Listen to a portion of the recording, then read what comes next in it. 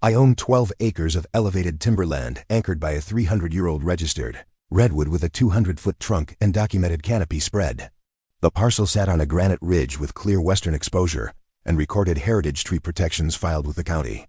My neighbor built a 70-foot steel observation tower along our boundary, bolted into concrete footings facing my tree. He installed pan-tilt security cameras and a rack-mounted server system inside a sealed steel cabinet. He told the county the tower functioned as a lightning rod protecting my redwood from storm damage.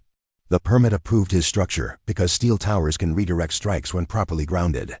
He did not ground it into bedrock or install a certified dissipation array. Instead, he relied on height and proximity to imply protection.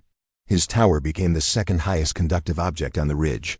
My redwood remained the highest point by more than 120 feet. Under state property law, I retained full rights to install protective systems within my tree's canopy. I hired a licensed electrical contractor and obtained a grounding permit. We ran a continuous zero-gauge copper conductor from a canopy receptor down the trunk into a buried copper ground ring.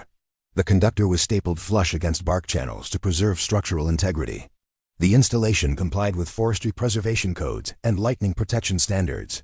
I recorded the installation as a documented tree preservation measure. The copper line made my redwood the most efficient conductive path on the ridge. 3 weeks later, the first thunderstorm formed directly over the valley. Moisture density and elevation made the redwood the natural strike target. A single bolt, estimated at 300 million volts, contacted the canopy receptor. The current traveled instantly down the zero-gauge copper into the buried ground ring. The discharge created a massive localized electromagnetic pulse across adjacent metal structures. His unshielded steel tower acted as a secondary conductor within the pulse radius. The induced surge jumped into his camera wiring and server rack. The sealed cabinet amplified heat instead of dispersing it. Circuit boards carbonized within seconds under induced overvoltage. His storage drives fused and the camera lenses cracked from internal arcing. Insurance inspected the damage and classified it as a lightning-related electromagnetic event. They denied full reimbursement due to improper grounding and code deficiencies. My tree showed minor bark scarring and no structural loss. County Forestry confirmed the grounding system prevented trunk explosion or sap vaporization.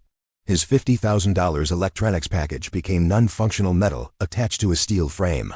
He accused me of causing the surge by improving my own tree. The county attorney confirmed my installation was lawful and protective. His tower remained standing but permanently blind. My redwood remained the highest, safest point on the ridge. When conductors compete for the same sky, who decides which structure deserves protection? If you value lawful leverage, like and subscribe.